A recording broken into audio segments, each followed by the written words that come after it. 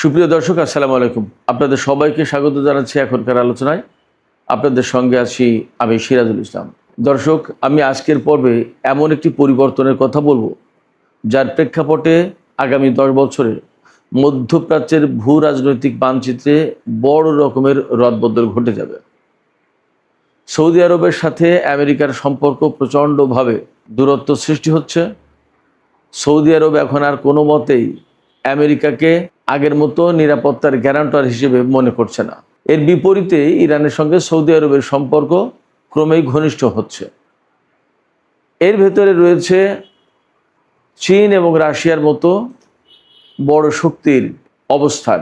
এই যে মধ্যপ্রাচ্য, বিশেষ করে সৌদি আরবের ভেতরে পরিবর্তন, এই পরিবর্তনের ধারায় আসলে মধ্যপ্রাচ্যে কি পরিবর্তন ঘটতে যাচ্ছে, সৌদি আরব কেন আমেরিকাকে এখন আর নিরাপত্তার গ্যারান্টার হিসেবে মনে করছে না, যদি তাই না করে তাহলে আসলে তারা কোথায় যেতে চাচ্ছে, কি করছে বা কি করবে, তাদের মূল পরিকল্পনাটা কি, মধ্যপ্রাচ্যের ভূ রাজনীতিতে সৌদি আরবের এই অবস্থানের কারণে কি পরিবর্তন আসবে, এই বিষয়টা নিয়ে একেবারে আমি ইন ডিটেলস আলোচনা করার চেষ্টা করব। আমি আশা করি আপনারা শেষ পর্যন্ত সঙ্গে থাকবেন। আর ভিডিও ভালো লাগলে বরাবরের মতোই বলি, লাইক কমেন্ট শেয়ার করবেন এবং চ্যানেলটি সাবস্ক্রাইব করে টক উইথ সিরাজের সাথেই থাকবেন। দর্শক, চলুন বিস্তারিত আলোচনা করি। সৌদি আরব এখন আর আমেরিকাকে আগের মতো নিরাপত্তার গ্যারান্টার মনে করছে না। অর্থাৎ আমেরিকা যে সৌদি আরবের নিরাপত্তা নিশ্চিত করবে, এই গ্যারান্টি সৌদি আরব এখন আর পাচ্ছে না। এর প্রধান কারণ কি? কেন এই কথা ভাবছে সৌদি আরব? তার প্রধান কারণ দুইটা। সেই দুইটা কারণ হচ্ছে ইরান যুদ্ধ, আর আরেকটা বড় কারণ হচ্ছে ইয়েমেনের সাথে সৌদি আরবের যে যুদ্ধ হয়েছে সেই যুদ্ধ। এই দুই যুদ্ধ সৌদি আরবের চোখ খুলে দিয়েছে। কিভাবে চোখ খুলে গেল? চোখ খুলে গেল এইভাবে, ইয়েমেনের সাথে যুদ্ধের সময় আমি আগেও বলেছি, সৌদি আরব কিন্তু একেবারে বীর বিক্রমে ঝাঁপিয়ে পড়ল ইয়েমেনের উপরে। ইয়েমেন হতদরিদ্র একটা দেশ, তাদের কিন্তু ওই রকমের সুসংগঠিত অবস্থা ছিল না। আব্দুর রাব্বু মানসুর হাদি যখন সৌদি আরবে পালিয়ে গেল, তারপর থেকে কিন্তু ইয়েমেনে মারাত্মক রকমের রাজনৈতিক অস্থিতিশীলতা চলছিল। সেখানে বিভিন্ন উপজাতি হুতিদের সাথে আবার সেখানকার সৌদিপন্থী, আরব আমিরাতপন্থী, নানা রকমের পন্থী আছে, তাদের নানা রকমের ঝুট ঝামেলা, টানা পড়েন, সংকট, অনেক কিছু ছিল। এই অবস্থার ভেতরেও সৌদি আরব যখন ইয়েমেনের উপর হামলা চালালো, তখন ইয়েমেনের উপর হামলা চালানো মানে বেসিক্যালি সেই হামলাটা কিন্তু হুতি নিয়ন্ত্রিত সরকার এবং তাদের অঞ্চলের উপরে চালালো। তখন হুতিরা প্রচণ্ড মার খেয়েছে। সৌদি আরব বিমান হামলা চালিয়ে ইয়েমেনের ব্যাপক ক্ষয়ক্ষতি করেছে, একেবারে তছনছ করে দিয়েছে। শুধু তো সৌদি আরব না, ইয়েমেনের সেই যুদ্ধে জড়িত ছিল বাহরাইন, কাতার, সংযুক্ত আরব আমিরাত, মিশর, সুদানও এবং আমেরিকা, পাশ্চাত্য বিশ্ব, ইসরায়েল, তারা সবাই সৌদি আরবকে সমর্থন দিয়েছে। সৌদি আরবের যে সমস্ত বিমান ঘাঁটি রয়েছে, সেই সমস্ত বিমান ঘাঁটি থেকে শুধুমাত্র যে সৌদি আরব ইয়েমেনের উপর হামলা চালাচ্ছে তার নিশ্চয়তা তো ছিল না। সেই বিমান হামলা যে মার্কিন পাইলটরা চালায়নি তার নিশ্চয়তা কোথায়? ঘটনা তো এরকম। তখন অভিযোগ উঠেছিল যে ইসরায়েলও সৌদি আরবের হয়ে সেই হামলায়, ইয়েমেনের উপর হামলায় অংশ নিয়েছে। তো সেই জায়গা থেকে একেবারে সহজেই বলা যায় যে ইয়েমেনের উপরে সৌদি আরব 2015 সালের 26শে মার্চ যে হামলা শুরু করল, সেই হামলা কিন্তু কোনো সাধারণ কোনো ব্যাপার ছিল না, অনেক বড় কিছু ছিল। অথচ ইয়েমেন সেটা এমন মারাত্মকভাবে রুখে দাঁড়ালো যে এক পর্যায়ে সৌদি আরব নাজেহাল হয়ে গেল। ইয়েমেনের যোদ্ধারা সৌদি আরবের বিভিন্ন ঘাঁটিতে হামলা চালাতে লাগলো। সবচেয়ে সৌদি আরব একেবারে বিস্মিত হয়ে গেল যখন ইয়েমেনের হুতি যোদ্ধারা আরামকোর উপরে কয়েক দফা ড্রোন হামলা চালালো। একেবারে আরামকোকে সে সময় তছনছ করে দিয়েছিল। বেশ কিছুদিন তেল উত্তোলন বন্ধ ছিল, এরকম একটা পরিস্থিতি। এই ঘটনা সৌদি আরবকে চোখ খুলে দিল। প্রথম এই চোখ খুলে দেওয়ার ফলে কি হলো, এই যে ইয়েমেনের যুদ্ধ সৌদি আরবকে খানিকটা চোখ খুলে দিল। সেই যুদ্ধ থেকে একটা পর্যায়ে কাতার চলে গেল, সৌদি আরবের সাথে সংযুক্ত আরব আমিরাতের দ্বন্দ্ব হলো, সুদান তার অভ্যন্তরীণ কোন্দলে পড়ে এখানে আর সে মনোযোগ দিতে পারলো না, মিশরও চলে গেল। এক পর্যায়ে সৌদি আরব যুদ্ধ থামিয়ে দিল অটোমেটিক। এটা কোনো চুক্তি হয়নি দুই পক্ষের ভেতরে, অটোমেটিক যুদ্ধ থামলো বলা যায়।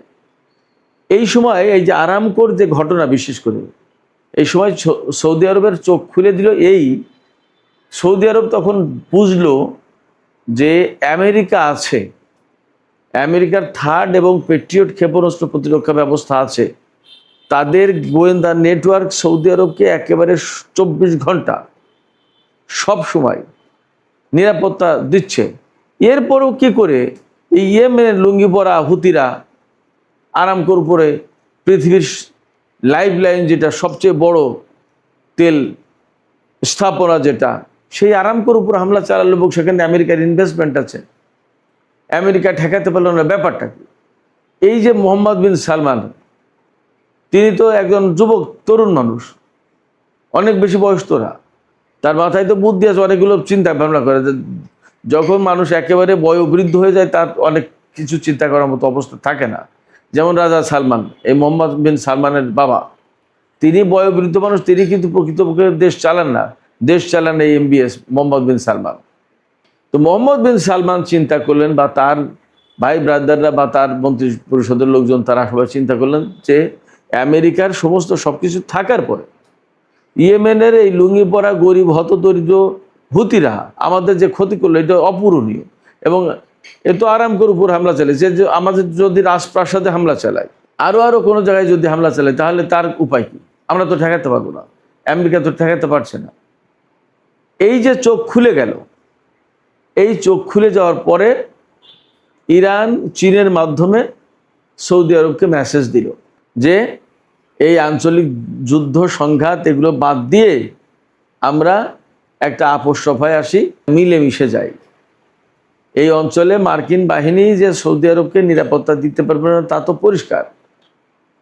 সেই মেসেজ সৌদি আরবের কাছে যখন কনভে করা হলো, চীনের মাধ্যমে যাক, তুরস্কের মাধ্যমে যাক, পাকিস্তানের মাধ্যমে যাক, যেভাবেই যাক গেছে, যাওয়ার পরে 2023 সালে মে মাসে, 2023 সালের মে মাসে চীনের রাজধানী বেইজিংয়ে চীনের মধ্যস্থতায় ইরানের সাথে সৌদি আরবের কূটনৈতিক সম্পর্ক প্রতিষ্ঠা হলো। তার আগে কিন্তু 2016 সাল থেকে ইরানের সাথে সৌদি আরবের কূটনৈতিক সম্পর্ক বিচ্ছিন্ন ছিল।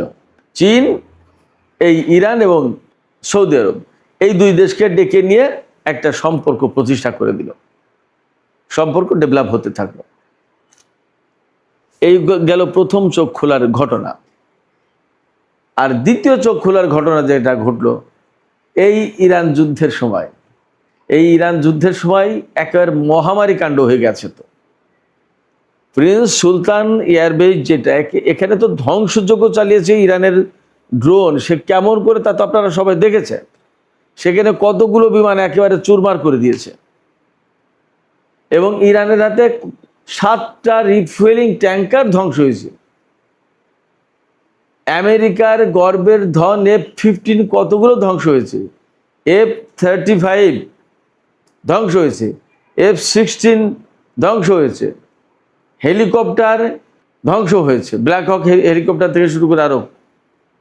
এরপরে A-10 যে বিমানটা, সে বিমান ধ্বংস হয়েছে। তার মানে আমেরিকা যেটা দিয়ে ইরানকে একেবারে প্রচণ্ড রকমের আক্রমণ করতে চেয়েছে বা একেবারে ধ্বংস করে দিতে চেয়েছে, সেখানেই আটকে গেছে।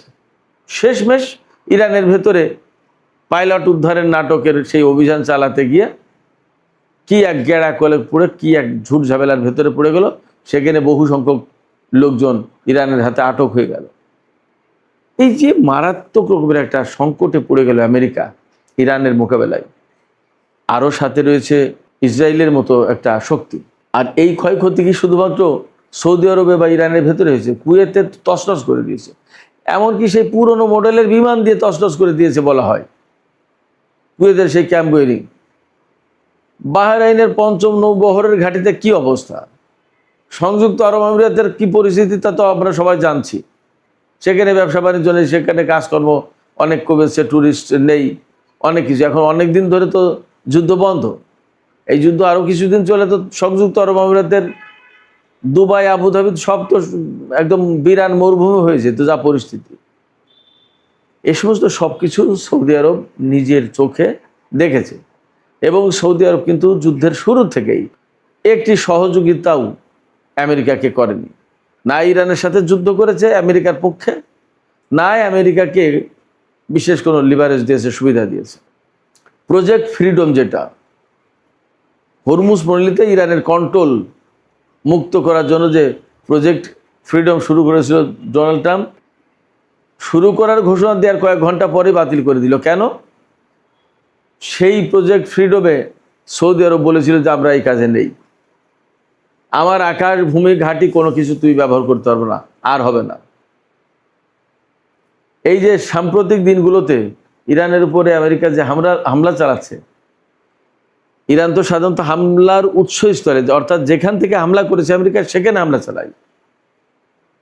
এই যে গত 3-4 দিন 5 দিন যে হামলা হলো ইরানের উপরে, তার জন্য প্রত্যেকবার হামলা চালিয়েছে কুয়েত এবং বাহরাইনে। সৌদি আরবে কিন্তু ইরান হামলা চালায়নি, কারণ সৌদি আরব তার ঘাঁটি মাটি ব্যবহার করতে দিচ্ছে না।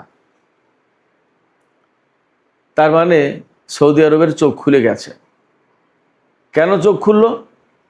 তার সামনে একদম পরিষ্কার যে তার প্রিন্স সুলতান এয়ারবেজ, এই প্রিন্স সুলতান এয়ারবেজ ইরান ধ্বংস করে দিতে পারে আরও ইচ্ছা করলে।